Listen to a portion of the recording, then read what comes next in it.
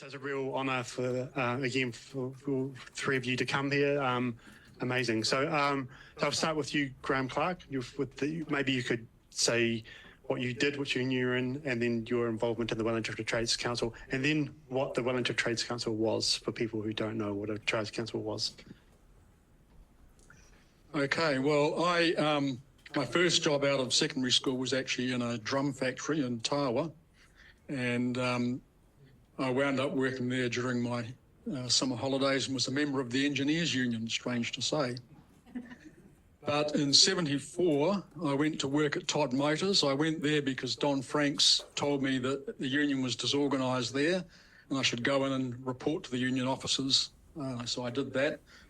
Through circumstance, I wound up becoming the head delegate on the site in '75, and then 2 years later became union secretary in 1977. In '82, I went on to become also Trades Council Secretary, which was a part-time role, and held that until the Trades Council was wound up with the formation of the CTU. As Trades Council Secretary, our job was a lot of overcoming divisions as best we could amongst unions. One of the questions that was put to me was the Trades Council like a big parliament? Well, it was when we all agreed with each other. We'd make a decision and everyone would go and do it. But especially under a Labour government, there was often a lot of disagreements, and it was not like a big parliament, because if you didn't agree, you just didn't bother to come to the meeting and you didn't do what the meeting decided.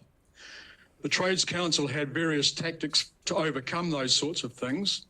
The first thing that we did was go over the heads of union officials. So the Trades Council would have its own organisers borrowed from progressive unions. So if there was a campaign on, we would get Ian Haldane from the Labourers Union, we'd get Viv Walker from the Clerical Union, and they would go on to sites of unions that weren't going to be active and organise people on those sites over the heads of the union officials to get people out to take action on whatever the various causes were. The Trades Council structure, it had its management committee, which made the day-to-day decisions about the direction of things, but its most important committee was the Disputes Committee, where it would have representatives of the key unions for supporting other people's disputes. So the idea was that the Disputes Committee would intimidate an employer that was going to be recalcitrant. The question was raised about whether the strikes, a lot of them were illegal. The legality of the strikes never crossed our mind. We weren't worried about whether they were legal or illegal. It was not an issue. You just did what was needed in the time. You had rights to express yourself politically, and you organised yourself to do that. You organised an action to achieve better wages and conditions. And so the legality of strikes, not an issue. To me, I think we need to get back to that, where to organise collectively so that people take action when it's required, and that the laws of the land, which are weighted heavily in favour of the employer, are ignored. The Trades Council main activities that I was involved in all sat round the wage freeze. The Muldoon government imposed a wage freeze in 1982, and it didn't end until December '84, about 5 months after the Labour Party had won the election. The campaign was always looked at, and this was true of many council campaigns, the campaign was always looked at politically. It was not looked at as solely an industrial dispute of twisting an employer's arm up his back and getting more money off him. It was also a political action. And so eventually it was resolved to concentrate on a cleaners' strike. Cleaners would be one of the last groups of unions that would be able to overturn a wage freeze, but it was felt that politically this underscored what was going on, that working people in lower paid jobs were being sacrificed on the altar of big business profits. And so the cleaners' strikes became the ones that enjoyed the support of the council and was the centre of activity. The strikes were more widespread than that, however. We had a 8-day strike in Todd Motors against the wage freeze, and that strike only ended when the employer wheeled out their long threatened tactic. We will lock out the entire industry if the coach workers at Todd's do not go back to work. And that was the standard threat. We asked the other unions. The other unions told us, no, you go back to work. And so we went back to work. But in these events, we all learn from each other, and we decided that we have to get ourselves organised to defeat that tactic. And so coming out of the wage freeze, the union organised itself and spread the view around the other unions that we were going to confront the mass lockout tactic. One of the key things in confronting any employer tactic was to go to an FOL conference or special conference and carry a resolution to support the position you were going to take. So we did that, laying the groundwork so that we had cover to make sure that we could dragoon anyone that was reluctant into supporting our action. Then when the talks came to an end, we had a stop work meeting on 7 sites, all in the one day, and carried a resolution to go on strike the next day. And that's what happened. The employer was taken totally by surprise, and they couldn't threaten us with a mass lockout because we were all stopped. And we were stopped and intended to stop for the duration. 4 days later, the negotiations restarted. They surrendered in the Hotel Waterloo. They surrendered, and instead of the employer's 6.5% pay rise, we got double the pay rise that the Employers Federation had mandated as to what we could get. Our reward for that was that 3 unions then broke away from the combined group and went on their own the next year and settled something before any of the other unions got to negotiate. There were major divisions amongst the unions, and it was a constant thing that the Trades Council was trying to always overcome. Those major divisions, those 3 unions breaking away, settling at a lower rate the next year round, then led on inevitably to what you'll hear about next, which was the cleaners' strike for equal pay. The cleaners' strike for equal pay had a sequel in Mitsubishi when we staged a strike for equal pay for the lowest paid workers, the cleaners workers members, and the trimline workers who were all on the bottom rate. Peter Cranny will remember that he was involved in that, and because of what we'd learned and because of the Employment Contracts Act, which mandated that we could actually get control over the other unions, we managed to have 100% unity on the job. And people will think this is an impossibility under the Employment Contracts Act. The top rate of wage increase in 1995 was a 14% pay rise in Mitsubishi. So you could do things. The key thing about life under the regime as it was before the Labor government was it was not all good. You know, not everyone agreed with each other. It wasn't all unity.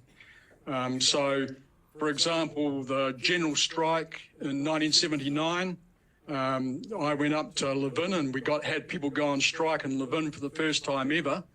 In Nelson, our members went on strike for the general strike, went and picketed the plant, and the other unions walked through our picket line to go into work. So it was not all good, it was not all unity. And then by the same token, if you understood things and organised properly under the Employment Contracts Act, it was not all bad. It was a question of attitude and how you organised yourself. So, I mean, I could rabbit on for hours. I hasten to add, I have rabbited on for a few hours in a book that you can buy here and read about it all, $25. And the main thing is that you need to know is that the $25, all of it, goes to Trades Hall to rebuild a meeting hall inside the trades hall.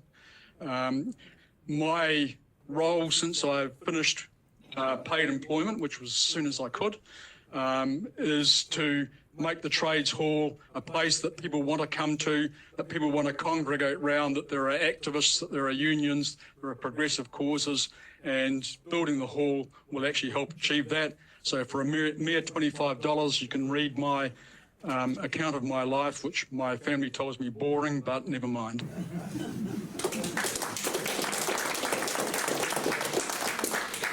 Can I just ask you one question, Graeme, about how, like, the Wellington Trades Council organised actually 8 regional-wide strikes, all out to like 24 hours or half-day strikes, often at the opening of Parliament, often about wage freezes. But do you remember one like the SIS strike, people referred to in 1977, Truxton strike, and how did you get so many unions to actually go out for the day or a few hours?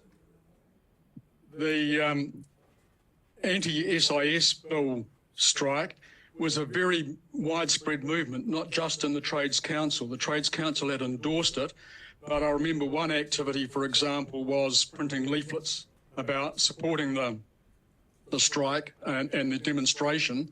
19,000 people wound up going on the march to Parliament, which was the largest demonstration I've been in ever since I've been involved in matters, and right up until the Kids Climate March. That leaflet was delivered to every home in Wellington. If the effort that it was put into that had been put into opposing the Employment Contracts Act, there might have been a slightly different outcome. And it was those sorts of campaigning activities that got people out. So on the general strike, I don't recall there being flying pickets necessarily, but I know that we organised people to go down to the railway station, hand out leaflets urging people to take part and support the general strike. There was always a lot of activity and campaigning going on in the traditional sorts of way. We also tried to use a bit of judgment about what would heighten unity, what would not diminish or undermine the support that we had. So for the Springbok tour, for example, strikes were always voluntary. The idea was that someone who was ardently pro-rugby and you weren't going to change their mind, you didn't want to have an argument and undermine the solidarity of the union for other reasons. And the vast majority in the car plants took part in those strikes voluntarily, even though it was not a compulsory strike. And it actually got so embarrassing for the employers that Nick Hamilton, who got mentioned from NZMC, and Richard Tweedy, a former head of the Employers Federation, who was then at Mitsubishi Motors, took part in the strikes and came in took part in the protests and came into to Athletic Park on the day of the second test. And so that's how strong the continual campaigning and support was, that it even persuaded employers that they actually had to take that position. Thanks so much, Graeme. Please do buy his book. He's brought a few copies along. So, yeah. So we have to move on. Sorry. To Rod from we worked at Kinleith. So maybe Rob, you could introduce what job you did there, which union you're in, and talk a bit about the site committee at Kinleith, and also the size of Kinleith, how big the plant was. But the site committee of all the delegates there, what was it, 14, 15 different unions at Kinleith? And then go into the big 1980 strike. Thank you. It's quite interesting. I'm sitting there listening to the speakers and I'm thinking, geez, I forgot about that and I forgot about that. And I forgot how some of the buggers were such dogs in this union movement. But I was lucky. I worked on a site with 4,000 employees at Forest Products, and we had a town that was a union town. Everybody in the town was directly connected to the site. And so we weren't trying to raise awareness amongst people who had no understanding of what happens within a union or within a union-backed workplace. And of course, in those days, it was compulsory unionism. You couldn't even get on the site unless you joined the union first. And then the union dictated what you could actually do in your job. The demarcation between the various unions, 14 unions on the Kinleith site, was very strong. And so workers will discipline themselves more than they will let their employer discipline them. And so scaffolders only did scaffolding, welders only did welding, fitters only did fitting, and we didn't cross over. And many times there was a strike because somebody tried to cross over. But anyway, we had this organisation which was called the Site Committee, and it worked by every union, and there's 14 different unions on the site, had a delegate on the Site Committee. And the Site Committee was the strength of the Kinleith site. And so the reason behind the Site Committee wasn't so much to fight the employer, it was to discipline the unions to carry out the roles of the wishes of the majority of the workers. Because, we had the Timberworkers Union. I mean, there's great history about the Timberworkers Union run by Ray Hamilton. And in those days, because there was a compulsory unionism, the money that flowed into unions was a lot of money. And a lot of people saw it as the opportunity to set themselves up in a corrupt organisation where they never talked to their members, never represented their members properly, but lived very well themselves, employing their wives and family and God knows who else. And Ray Hamilton was one of those people. And so the Site Committee was formed to inform members of the Timber Workers Union, the Pulp and Paper Workers Union, some of the big unions that never met with their members, what was going on. And we tried to discipline those unions by getting to their members, not so much the hierarchy of the union. And because in our collective agreements on the Kinleith site, we had 3/4 of an hour once a month paid union meeting. And really, that's the dumbest thing the employer ever did, because you get a group of people in a room for 3/4 of an hour, and you're going to get some crazy shit come out of there, I can tell you. And so we quickly learned that we had to run these meetings in a very strict, organised way. And a lot of people accuse us of saying, the shop steward would say all on strike and everybody will go. Well, it's not the case. And in fact, on the Kinleith site, we organised and trained people how to run these meetings. And I ended up with the job as being the chairman. Although I wasn't shop steward, I was just an area delegate. But the chairman of the Engineers Union, and it was 220 men. You imagine 220 men come up in the smoker room once a month, and a lot of issues come up. And so we had to run it very strict. And I can tell you, I learned more about how to move motions, how to second motions, how to make amendments to motions, what amendments were thing. And we all used to listen to Parliament so we could listen to the Speaker so we could know how to run our meetings. And in fact, when we had the 1980 strike, we got to the stage, the meetings evolved over time, and we got to the stage where if any member of the union asked for a secret ballot, we had all the means available. We'd say, okay, secret ballot, out would go all the bits of paper, and we'd have a secret ballot. And it was one of the best things we did, because we then truly knew whether you had the support of the rank and file. And too many unions used to march out there and they'd turn around and say, geez, I left all the workers behind. I'm out here by myself. But we never had that. We knew when we had a vote what the majority of the workers wanted. And so come 1980, I was a member of the Engineers Union, and we were closely aligned to the Tasman Pulp and Paper Workers Unions, or the work unions in Tasman Pulp and Paper. They settled on a rate of $4.81.6 for their tradesmen. And we came through our negotiations, and unfortunately the Pulp and Paper settled for a less rate. They settled for 18%. We were going for 23%. And we thought, okay, we're not going to settle for less. We have to keep our relativity. And in those days, relativity was so important right throughout the country. And Muldoon hated it. Muldoon hated relativity because he felt that the ruling rates in Auckland were being transferred throughout the country, and so he brought in the Remuneration Act to stop it. It's very easy to go on strike and keep people on strike when you've got a clear objective, and the 481.6 was the clear objective. Everybody knew what it was. Everybody knew how hard to fight to get it, to stay relative to Tasman, because we knew once we lost our relativity, we were on a slippery slope.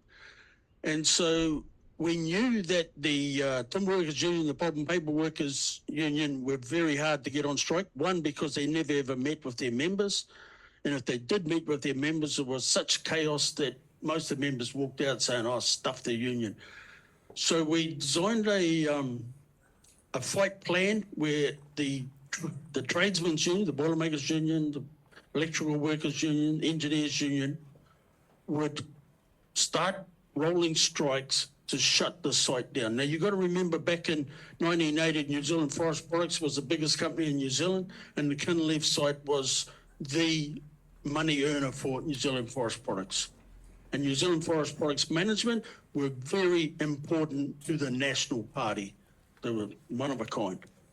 And so the engineers union and other trades unions started putting on rolling strikes, hoping that the employer would suspend us for not doing our work. Then you didn't have to vote to go on strike. But not only that, we wanted to slowly wind the site down without putting people out of the timber workers out of work, because the timber workers could not afford to go on strike. The pulp and paper workers had already settled, but the timber workers couldn't afford to go on strike. So our plan was that the trades unions would shut the site down. The timber workers would keep working until their plant broke down and they couldn't work any longer, and the employer would suspend them, and they would go down to Winds and pick up a benefit because it wasn't their fault, they were unemployed. So the site committee was the driving force. The union officials that came from Auckland, majority from Auckland, had to be educated, and a lot of them were really good. Bill Anderson, Jim Butterworth, they were already staunch Finley. So we had to make sure that we weren't going to be undermined by the officials. And so the site committee was the strength. And those officials, when they come in the room, they soon felt the pressure to conform and not to break off and try and undermine us. And there was a lot of that going on at the time, and I guess you had it here in Wellington as well. But we had a union town, we had a strong site committee, and we ended up going on strike. And the strike went on and on. And so then we learned from Tasman that to continue a good strike, you need support of your women, and you need support of a welfare centre. So we started inviting the wives to the union meetings. They were mass meetings, and the wives and families could come. It was like a bloody picnic. And we established a welfare centre, and the food started coming in. And because a big proportion of the workforce at Kinleith was Maori or Pacific Islanders, and it was like marae style. It quickly became a marae, and then the food came in like it does in a marae, and the hungies went down, and it became very social. In fact, it was enjoyable to be on strike, right? And so we then established that we had to get out and spread the word. In those days, the media were giving us hell, and that Barry Soper, who's still sniffing around here, was one of our biggest enemies. And we couldn't get our message out, so we started producing our own material, and a good friend of mine, Con Doyle, from the 1951 strike said, you've got to get the pamphlets out, you've got to get the pamphlets out. So we started producing pamphlets, and we'd send speakers out to the various sites, to freezing works down here, everywhere. And one of my jobs was coordinating all those speakers and getting them out and spreading the word and raising money. And we raised a lot of money. Anyway, after 6 weeks, Forest Products folded and gave us 481. They couldn't take the pressure anymore. And so we got the 481, and we had a meeting, said, yes, we're going back to work. That night, Muldoon said, I'm going to use the Remuneration Act, and I'm going to take it off you. Well, you know, when you know what you want and you fight hard to get it, and then some bugger says he's going to take it off you, there was no way anybody was going back to work. Like, there was just no way. When they had the vote, I think it was 100%, we are not going back. This clown is not going to take it off us, right? And Muldoon had a real problem because he couldn't bring the army in to run a pulp and paper mill, right? He couldn't force us. He couldn't do anything more to us, couldn't jail us. What was he going to do? Not only that, his biggest backer, New Zealand Forest Products, was saying, hey, keep your nose out of our business. We're hurting. This plant is hurting us, right? And because the other plants around the country were working hard and supporting us.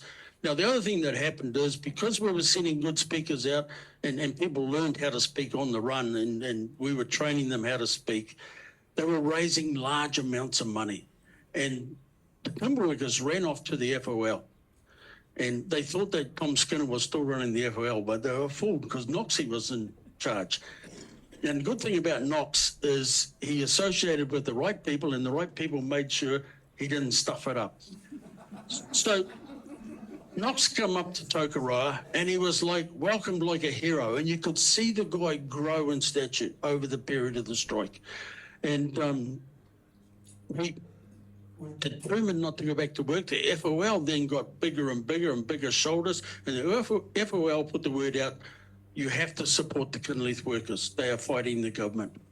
And the money came in. It was embarrassing. I remember I went up to, as part of the speaking group, went to the railway workshops in Otahu, and I'd served my time in the railway workshops in Otahu, where I was brought up on the people's voice. So I went back there, and it was 10 years later.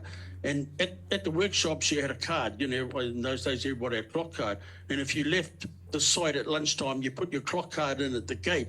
And this guy, Hoppy, used to be the security guy on the gate. I turned up there 10 years later, and he said to me, oh, g'day, Sonny, what's your number? Because everybody had a number. I said, mate, I'm here to raise money, and I'm not here to work. So we went up, we had the lunchtime meeting, and people donated money, and the only thing we could collect the money in was a clean sack. So we had this clean sack full of money, and we thought, what do we do with it? And we went down to Penrose to the local bank and walked in with this clean sack full of money, and the poor lady on the counter rung the bell. She thought we'd robbed somebody or broken into somewhere. The manager comes out. We tried to explain to him that we're Kinleith workers, we're collecting money, and we tip all this money on the counter, and they counted it all out.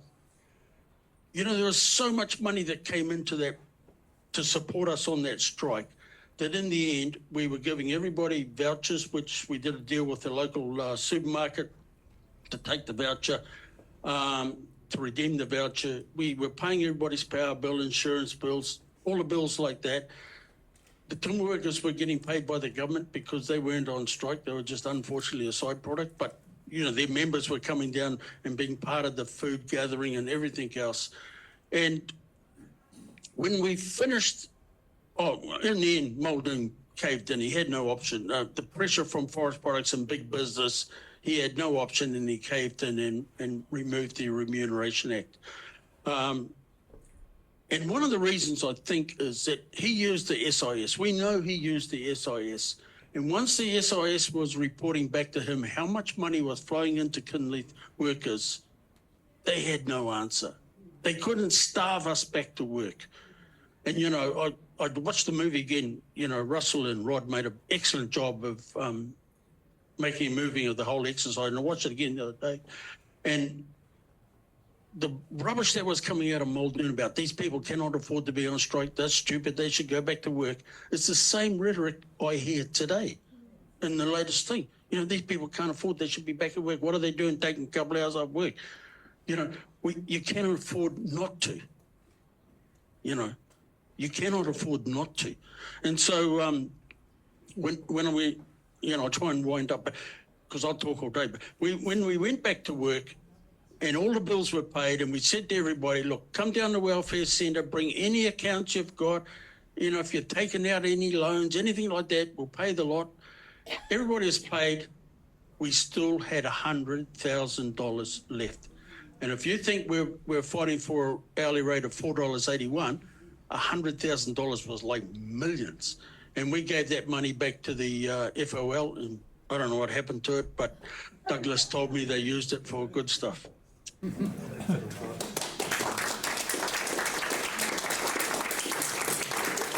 That's wonderful. And I should say the Kinleith was the most successful strike, I think, in this country's history ever. So it was a remarkable strike to take on the biggest corporation in the country and then the government and win. It's quite remarkable. So now we're going to have Roger Middlemass from the New Zealand Meat Workers Union, responsible for many, many, many strikes over the years. And thank you so much, Roger, for coming. It's a real pleasure. You just want to go for it? So, kia ora Toby and kia ora katoa. I'll start, this might be a bit discursive, but I'll start with some quotes from employers in the meat industry in this era. They're accurate, mainly verbatim. The first one is from a manager at the Longburn plant, which was outside Palmerston North. I worked there. I worked on the killing chains there for 17 years. And this was his usual answer for wage demands. There's no use paying them any more money. They'll only piss it up against a wall. Next one's Andrew Taylor of Taylor Preston. That's a plant still there, halfway up the Nauranga Gorge on the left. A lot of Wellingtonians don't know it's there. It employs 700. He said, when we have nothing against unions, we just don't have them. Next was John Foster. He was CEO of Richmond's. They owned 6-7 plants in the North Island. He said, the reason we insist upon standalone plant agreements is because when we want to cut wages, each group is isolated from every other group. Next was Gary Morley, same company, different plant though. Richmond's, he was manager of a big boning and cutting plant in Hawke's Bay. The officials were trying to negotiate a seniority agreement in the local contract. The seniority is very important in the meat industry. Basically all it is first on, last off. And it's a seasonal industry. And the difference between the beginning of the season and the end of the season is a period of about 6 months. So you talk about thousands of dollars. And before we got seniority, there was a lot of corruption where people would bribe their foreman for months in order to be kept on. So they were debating, arguing with Gary Morley, and he told them no, that he had 5 levels, 5 criteria, 5 levels that he hired and fired on. The top level, number 5, was workers who were totally flexible and are prepared to crawl over broken glass for Richmond's. And the last one is Andrew Talley. The Talley family, they're based in Motueka. They are the sole owners of AFCO, which is a very big beet company. They own Talley's frozen vegetables. They're suing TV1 at the moment over comments they made there. Talley's fisheries, both fishing boats and processing, and a coal mine on the west coast. And this was Andrew Talley, the equal opportunities employment part of the Human Rights Commission was taking a case against Talley's because they refused to allow women to work as filleting fish in their Nelson factory. And the person fronting for the Human Rights Commission was a woman called Julie McGregor, who's a very formidable person indeed. I've known her for years. And Andrew Talley in his submissions said the following, that women are not capable of filleting fish. They are capable of being pole dancers.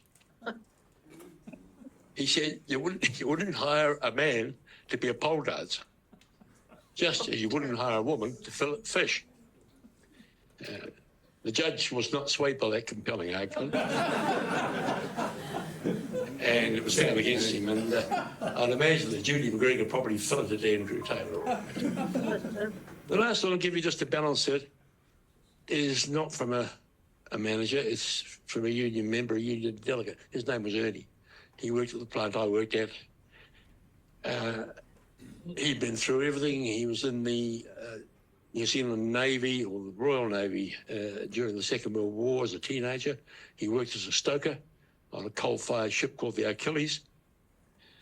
And after the war, he was in forestry, and then he was in the team that drove the tunnel through the Ramatakas. He lost an eye at the face because they let the charge off too early. And then he joined the meat industry. And at this particular time, he was the freezer delegate in the freezing chambers. At this particular time, there was a worker in there, and I won't go into the detail, but he scabbed on them, egregiously so. And a couple of weeks after that, I was talking to Ernie, and he said, we have to get rid of the scab. And I said, well, it'll take time, but we'll manage. The company had made him a foreman to reward him. And he said, well, we're going to get rid of him next week. And I said, oh, no, you can't say when, it'll take time. He then told me what the plan was, and the plan was the following week they were loading out mutton. And he and another worker would engage the scab foreman in conversation at the bottom of the loadout chute. And at a signal, they would let people that were loading out up above let a carcass of mutton go. A carcass of mutton is just a frozen rock, weigh about 30 k's, and it's coming down an icy chute from a couple of floors up. And I said to Eddie, that could kill him. His comment was, with any luck. We talked him out of it after quite a bit of debate about it. I'd like to just now touch on the meat industry is somewhat atypical, and meat unions are atypical of the union movement, in my view. We're a bit the same as the car industry, funnily enough. Big plants, and they assemble and we deassemble. So I just want to look at some of the salient points about the meat industry, and if I've got time, I'll touch on a couple of disputes. First of all is the size. A medium size meat plant would be, particularly of those days, 600 or 700. The big ones were over 1,000, and a couple of them were over 2,000. So in New Zealand terms, those are very big workplaces. And because of that, they're much easier to organise. Someone said earlier that small numbers might be easy to organise. Well, maybe they are, but big ones, you've got more heft. And there were monthly shed meetings. They were unpaid. They'd last an hour, 2 hours. There's no limit. So again, that's an easy organising tool. We also had a lot of control, which I think sometimes we abuse, quite frankly. If we had a particular problem that arose, and I was the shed president, I would go to the slaughter board foreman and tell him a shed meeting in 30 minutes. And he said, okay. And then tell the chain delegates to go down to the sticking boxes and tell them to knock off. It takes 30 minutes to run a chain off. We didn't tell the manager. We left that to the slaughter board foreman to let the manager, his plant was about to stop. And within 30 minutes, you'd have 600 people in one room. So that is a great deal of control, and it makes it much easier to organise workers, obviously enough. Now, that didn't happen very often, but it did happen from time to time. Second point, advantage, is that the industry was seasonal. Now, you might think, well, that's not much of an advantage. The reason that was an advantage is our people were not too traumatised by a strike or a lockout. They were used to losing their job every year. They knew how to sell themselves. They were resilient. They knew what it was for periods where you didn't have any money coming in. And that was a big advantage, in my view. They dealt with many different sorts of employers in that off-season. So, as I say, they knew how to sell themselves. They knew how to bullshit employers. And in some cases, to use euphemism, they knew how to live off the land. Third point is quite a significant number of the workers were itinerants. The meat industry, the kill started in the north because of climate, and it would finish in the south. So they would start in northern plants, and they might work in 2 or 3 plants in that season, and they would finish up generally in the 4 big plants that surround Invercargill, all of them with employing more than 1,000 workers. The thing about the itinerants was that they had no loyalty to the company, the plant, or anything. If they got sacked in more than 2 months, they'd just move out and go to another plant. So they were very much free agents. And they're also quite disruptive because they had knowledge of several plants. So they could tell people in plant B, hey, we used to get this in plant A, why don't we have it here? And people say, oh, is that right? So they were quite a force. Just about every plant in the country had a camp, and they varied in size according to the size of the plant. I lived for four seasons in the camp at Longman, 110 huts. They were fairly basic, 4 metres by 4 metres, a bed, a mattress, and a couple of hooks for clothing, and that was it. But it was cheap living. You got 3 meals a day, 7 days a week, and they're all free. You paid a peppercorn rental for your hut. Just on the meals, I just remember one occasion, I remember exactly. It was the Lawnville plant, which is still there, down by Invercargill. Big plant, had employed 1,800 in those days. The camp was a bit over 300, and I was going out there for negotiations, and they were starting at 8 o'clock in the morning. So we thought we'll go out there to the camp cookhouse and have breakfast. So we're out there. I was standing in the queue. So I was standing there with my plate waiting for Mackay, and the fellow in front of me ordered 4 eggs, 6 sausages, some rashers of bacon, some toast, and some chips. And I said to him, bro, you're pretty hungry. He said, yeah, I was on the piss last night and I thought I'd have a second helping. So you can have as much as you like. The next one is labour demand. There are multiple employers in the meat industry, and it's very competitive, particularly at the height of the season. The people that control the stock really are the farmers. So a cocky might book 2,000 head of sheep into 3 works at once on the same day. And then when the day arrived, they obviously only went to 1 plant, and the other 2 works didn't have those 2,000. So it was very competitive. And most of our action, the strike action, happened at the peak of the season for obvious reasons. Most of the lockouts happened at the beginning or end of the season for equally obvious reasons. They didn't need us. So the labour demand, again, gave us a lot of leverage that many workers did not have. The third one, or the fourth, or whatever it is, or wage levels, they were very high for the time, very high indeed. If you wanted a job done, you wanted an electrician or a plumber or a carpenter, you just wandered along the chain. They were there. They went back to their trades in the off-season for lower money. And I've got a mate I still drink with once a week in our group in the pub. He trained to be a teacher, he qualified, he never stood in front of a classroom. You heard about the rates in the meat industry, and there he went. So again, that was a big advantage from a union point of view, that people got a lot of money and they often could afford to knock off for a bit. The next one is ethnicity. The meat industry, roughly speaking, it varied from location to location, but roughly speaking, it was 50-50 Māori and Pākehā for the levelling of Pacifica. In some plants, Burawa, which is up in Te Tai Takarau, near Kawakawa, I used to have a joke with that plant at meetings. There was one Pākehā used to come to the meetings out of about 800. And I'd say, come and sit by me, bro, I'm feeling lonely. And they'd all laugh because it was just totally Māori.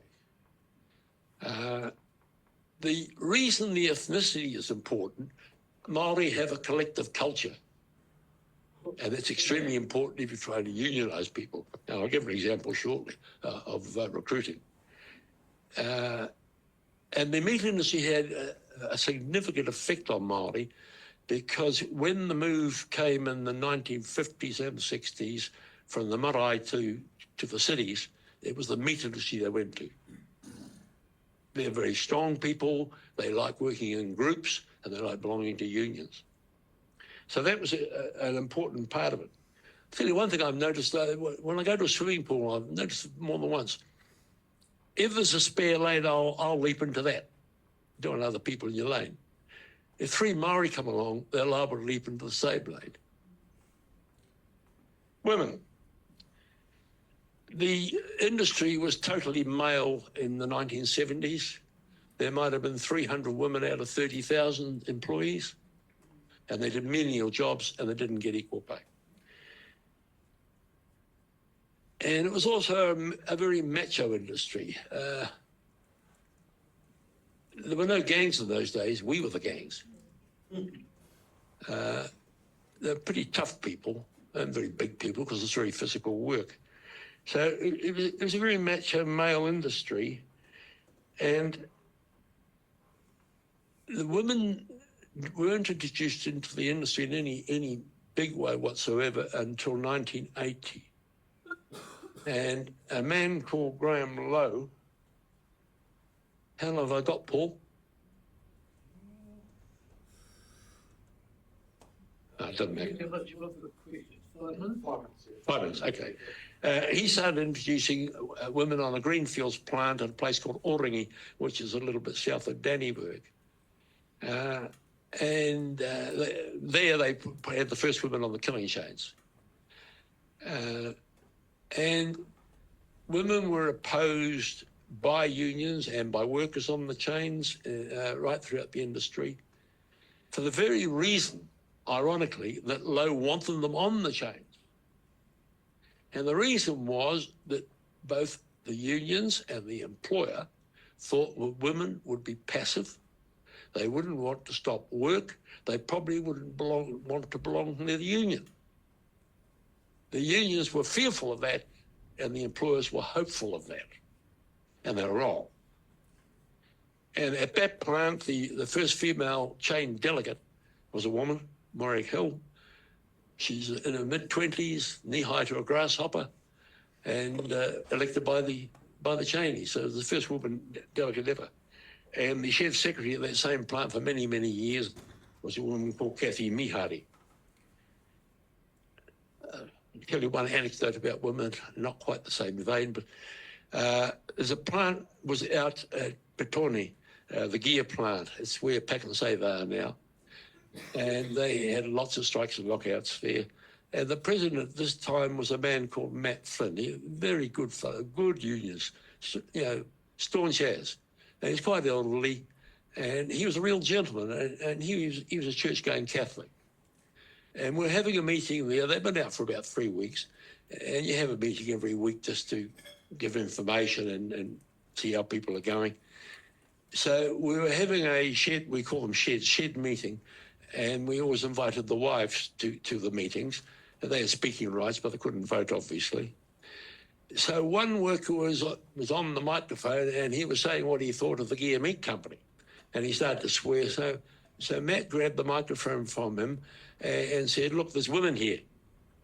Watch your language. So, okay. He got the microphone back and he went away again. And then he got carried away again and he started swearing at him. So Matt took the microphone from him and he said, any more of that and I'll throw you out of this meeting. And up the back of the hall, a woman leapt to her feet and said, don't you talk to my old man like that, you fucking old cunt.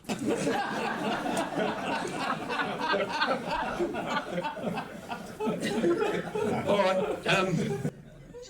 I'll just give one strike example then, I suggest. No, I'll give two quickly.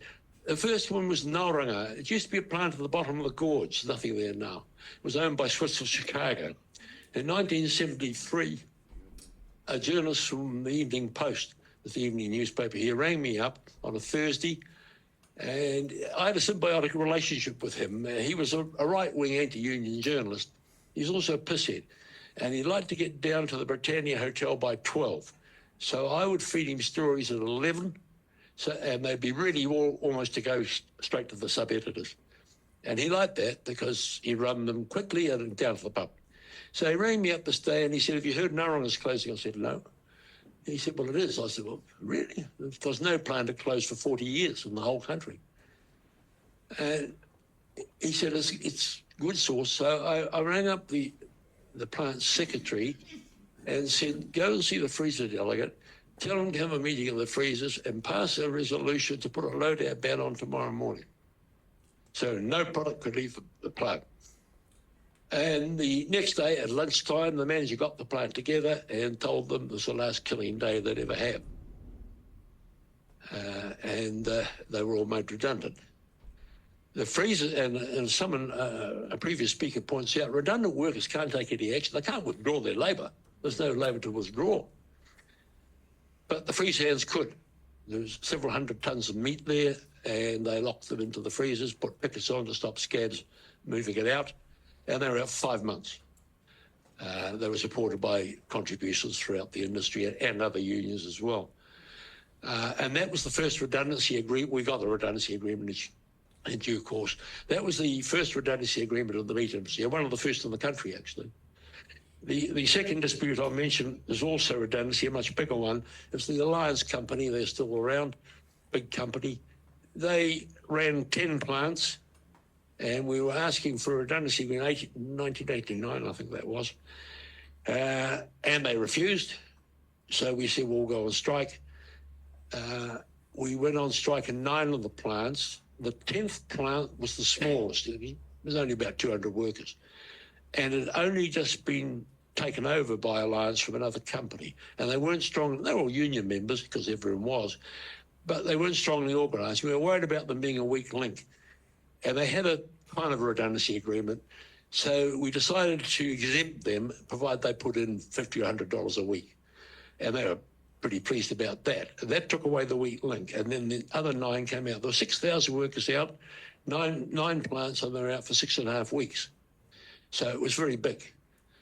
They went out by secret ballot, 86% across all the plants. Every plant voted in favour. And in lengthy strikes, what we always used to do, every couple of weeks, you recommit the ballot to make sure that there was still, everyone was still onto it. And also to give information and everything else, and it cheered people up when they heard the percentages. You never told a plant we were having the ballot what the other ones had how they voted until that plant had voted. And it became a kind of competition. We got 86%, you only got 82, that kind of thing. And the kind of votes we usually got were in the 80%. Anything under 75% on a strike ballot was considered not very good. So we ran 3 ballots on that strike, 1 to go out and then 2 more. And one of the noticeable things is on very long strikes, the percentages tend to rise because workers feel, I've poured so much money down the drain now, I'm not going back to work for nothing. So it would strengthen. And on that 3rd ballot, I remember one plant, a plant called Matora in Southland, a plant of over 1,000. And on the 3rd ballot, we were reporting back to them, and it was in a town hall there on a stage. I don't like talking to meetings on stages. You want to be in amongst them and wander around. But it was on a stage, you could look down on them. And we gave them the report and then said the strike committee, which met every week, advocates we stay out. And I always remember thinking, you're brave people. And they voted 96%. And they've been out for 4 weeks. So I always remember, the strike was successful. We got the redundancy agreement we wanted.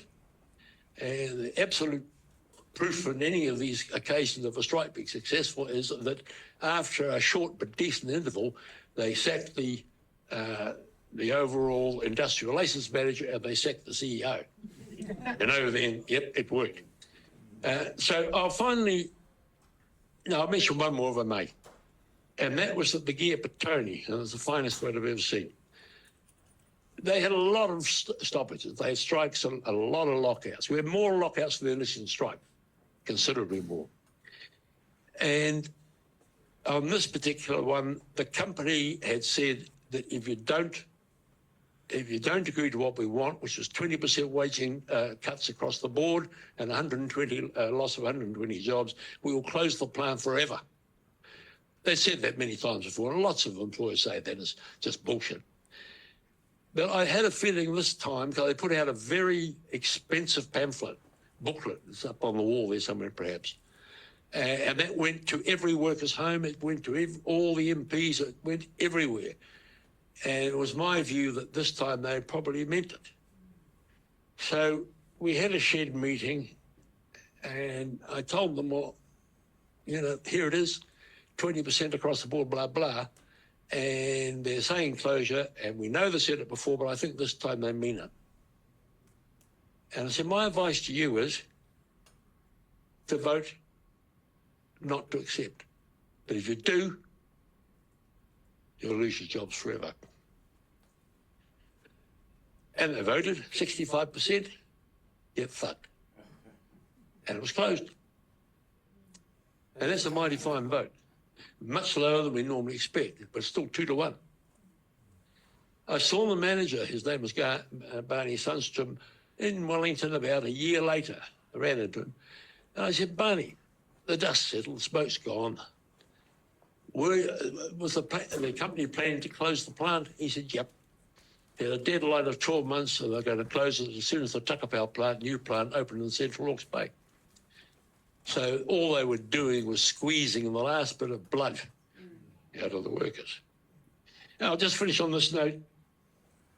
Two things. The three criteria, in my view, for a strike that you need to watch to make it successful. One is to have the maximum effect on the employer, obviously enough. Two is to have a lesser effect on the workforce. And the third is to get as much possible sympathy from the general public as you can. And the only strike I'm aware of that ever got the whole three, 100%, was in Auckland, about this era actually, and they were Auckland City Council bus drivers, and they took partial strike action. They said they'd still run the buses and they'd even do overtime and weekends, but the only thing they wouldn't do was collect the fares. Nil effect on the workers, maximum effect on the employer, and the general public were wildly enthusiastic. And I finished with this last thing. In my view, if a group of workers, for whatever reason, are incapable of making a credible threat of strike action, and it doesn't mean walking out or anything, some form of strike action. And if they can't do that, they're not bargaining, they're begging.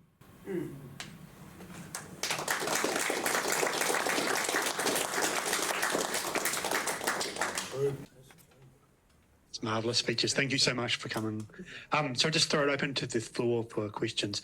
I've heard that the caterers haven't come yet for afternoon tea at 3:30, so we can maybe have a bit more discussion. But yeah, any questions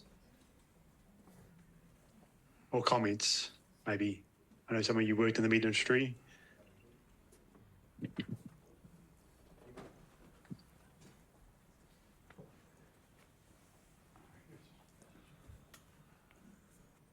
Oh, thank you very much. That's brilliant. Listening to all of that. This is to Roger. I just wondered what you think of the meat industry at the moment and the lack of strike action, especially offensive strike action. We've seen lockouts, the tallies, and it seems to have dropped off a cliff in terms of the meat workers taking strike action sort of offensively. So I wonder if you could just say a few things about that. Yeah, I think that's true. Now, I've not been critical of the present officials. I'm still a paid-up member of the union, and I've only been retired for 6 years. It's a question of supply and demand for labour. Whether we like it or not, unions are part of the capitalist system. And if your labour's not required, well, you can take as much strike action as you like, but you're not going to get very far. And the stock numbers are falling. In the era we're talking about here, the stock numbers peaked, I'm talking about lamb and mutton, not beef, they peaked at 70 million. then I don't know what they are now, but about 20 million. A lot of plants closed in the 70s and 80s, but there's been one since. And a lot of land has gone into forestry, for instance. So cockers are pulled out from growing animals. So it's much more difficult for meat workers now to take strike action. I don't think it's necessarily because the unions themselves have changed. I would say one other thing about the meat unions. They're atypical of unions. They're not particularly political, never have been. I'm critical of that, and I was part of it. They were so busy taking action just on questions of wages and conditions that they're quite an apolitical union, and it's a conservative industry also. And by that I mean from the farm, from hoof to hook. And a lot of our people don't like to admit it, but the unions themselves is quite conservative in many respects. They'll take action, all right, no problem.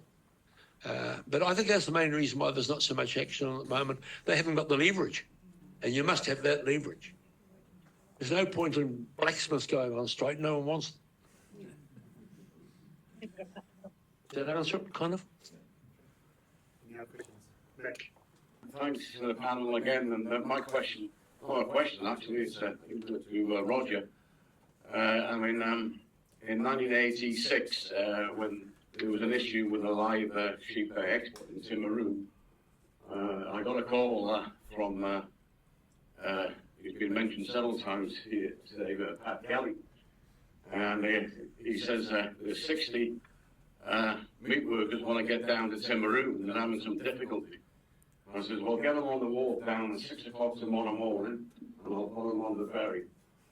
And we put them in our accommodation.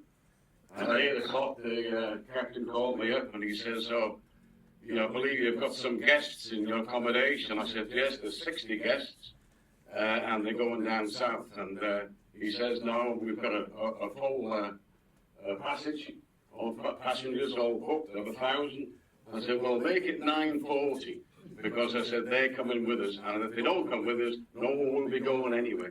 And that's just a measure of solidarity. Yeah, good. And on the way, the cook did some extra food, and he cooked for them. But they were great trade unionists and good. We had a meeting on the way down as well, and what have you. And a message just of solidarity with the workers during them times, from all different aspects, of course. But that one is the one I'll never forget. I'll make a comment on that particular dispute. It was the live sheep issue, and we were opposing live sheep being exported. That's our jobs being exported. Ask any Aussie meat worker, because they're much closer to the other markets than we are. So we were picketing the wharf in Timaru. There was a live sheep export ship in there, and we had 1,500 on the wharf at Timaru. And they were from all over the country, from various plants, and it was a big demo. And Ken Douglas was down there. He was the secretary of the no, 1986 would be. Yeah, it was still FOL, wasn't it? Yeah, it was still FOL. He was down there, so we packed up the wharves, and some trucks arrived, and we backed them off, and they went away.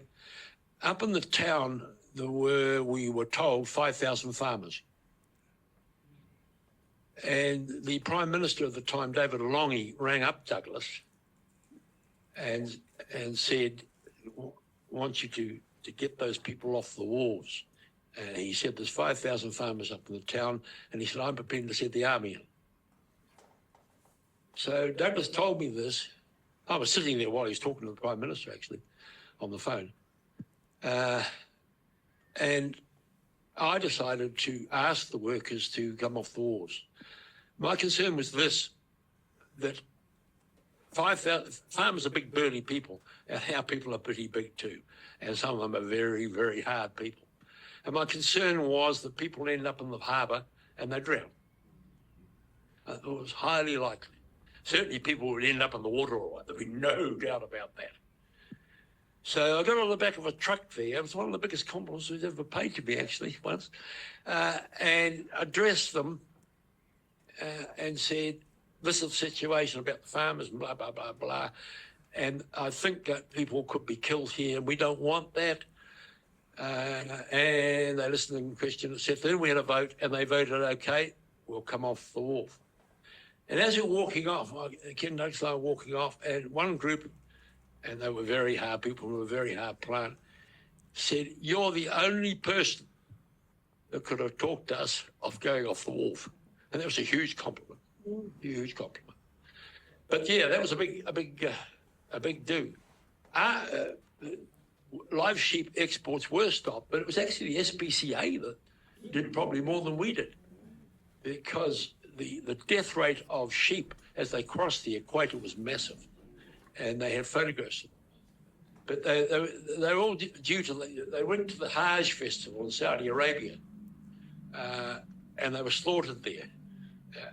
The biggest meat works in the world, I guess. Very short season, 3 to 4 days.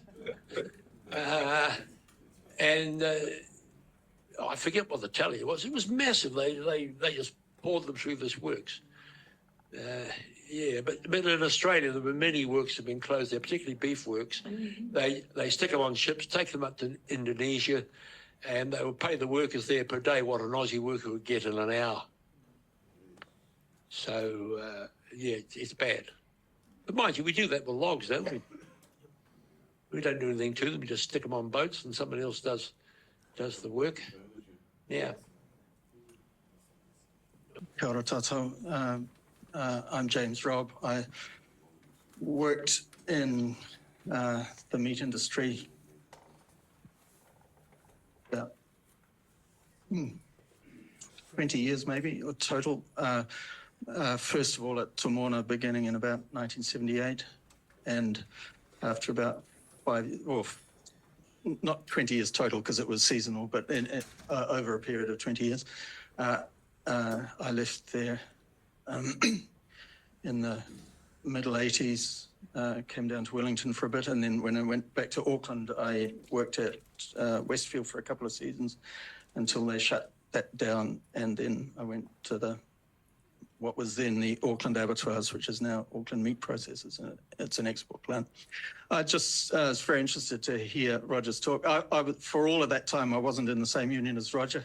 I was in the Auckland Tomorna Union, which was often considered a sort of scab union. And so I think it had been set up that way. In fact, you know, it wasn't entirely a slander on the union, but the workers in those plants were very much the same as Roger described too. I just wanted to say, I think the sort of continuity with earlier struggles was very important, and just sort of talking about what erupted in these strikes in the 1970s and things. It's important to remember that there were threads of continuity going right back. These things didn't just sort of happen spontaneously among the workers who were there at the time. There were people, and in particular, it went back to 1951 and the big struggle that took place around the waterfront lockout of 1951. To me, going in, you know, I was in my late teens, going in 1978. 1951 was long before I was born, and it just seemed like ancient history. But you kept coming across sort of those threads of continuity with what was happening at the time. And it also affected the big social struggles that were happening around Māori rights and around women's rights too. The one that always sticks in my mind is Eddie Hawke, Joe Hawke's father, who had been one of the 1951ers and brought the memory of that. And that was part of the connection between Bastion Point and the big struggle around Bastion Point and the labour movement, which was a key part of the support of that struggle. But it was particularly strong in the meat industry, those threads of continuity and the connections with those big social struggles that were happening. I'm not contradicting what Roger said about how in some ways it's quite a conservative union. But there were key points of where they did take a political stand, and Bastion Point was one of them, in fact. On the day of the eviction, Gearmeat went out and the workers came into town and had a march, almost all of their own, you know. They were the first to take action around on that. And all through the organising of solidarity with Bastion Point too, Ben Matthews and Heta Te Hemera, the leaders of the union at Gearmeat, they were the leaders also of the Bastion Point support group. You know, those ties were really strong. And I was not directly involved at the time, but I think it was the same same is true of the Māori Land March of 1975 as well. A similar sort of thing happened with the struggle of women to break into this male-only industry. It's true what Roger said about how there was sort of opposition to it, organised opposition to it. I think Whakatū and a couple of the other plants actually went on strike to stop women coming in. It was before my time, but that's what people were saying. And yet, when that did, you know, when those first women were hired, I thought it was at the Fielding plant, but Tomorna, where I was working, was one of the first plants where women went up on the mutton chain, and it was a huge thing, and everybody was sort of watching. There was no, they were quite proud of the fact that nobody had opposed women, or, you know, there'd been lots of discussions about it, but the union had not taken a stand to oppose it there, and people were waiting to see what would happen, because a lot of people thought, oh, women can't handle this job, it's too physical, you know, they'll never be, surely that maybe they'll be able to work in the wash, you know, spraying a hose at them, but they won't be able to pull guts, and they won't be able to do legging and sort of thing. And so when the first women did, I was invested in it at the time because my girlfriend was one of them, and she was quite small. And there came a time, you know, they got taken up on the learner chain, and everybody was watching, and some were, mostly they were sort of supportive and helpful. Down the road at Whakatū, the other big plant in Hastings, I knew some women who trained up at the same time. They were actively being sabotaged, you know, on the chain. If somebody further up the chain doesn't do their job properly, it can make it impossible for you to do your job. And that was happening to the women. You know, they were being set up to fail. But at Tomorna, it was different. There was a generally positive attitude. And I remember when the day finally came, when everybody kind of got observed closely, you could see one of the foremen going down the chain, sort of seeing, their job was to tick you off whether you could do the job or not. And when the women passed, this big cheer went up. You know, it was a huge change, and it wasn't quite. It was never sort of reflected in terms of the union leadership quite so much, I don't think, as it was with the Māori struggle, where a whole lot of sort of shared unions were run by Māori leaders. You know, that never quite happened in the same way with women. And then it was kind of when I was, for a while, I was no longer working in the industry, but I think women got kind of pushed out a bit more too when the downturn came, just because of these seniority things. Partly they were among the last hired workers, and so they were also the first. You know, it got pushed back to a certain extent, but it was a real thing for quite a long while. Thank you.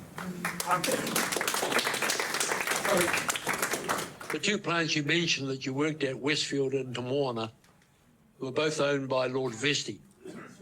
The Westfield plant employed 2,200 at peak, Tomorna was 1,800. The Westfield plant, when it was closed, they got a redundancy agreement. The Federation of Labour was involved in that, but they got a redundancy agreement. Some years later, Tomorna and 4 other Vestey-owned plants were closed, and they didn't get a cent. At that time, the Vestey family were the 3rd richest family in the UK, after the Windsors, who we know and love, and the Westminsters. He could have paid it out of his own bank account, but they didn't pay a cent, and that was to just under 3,000 workers.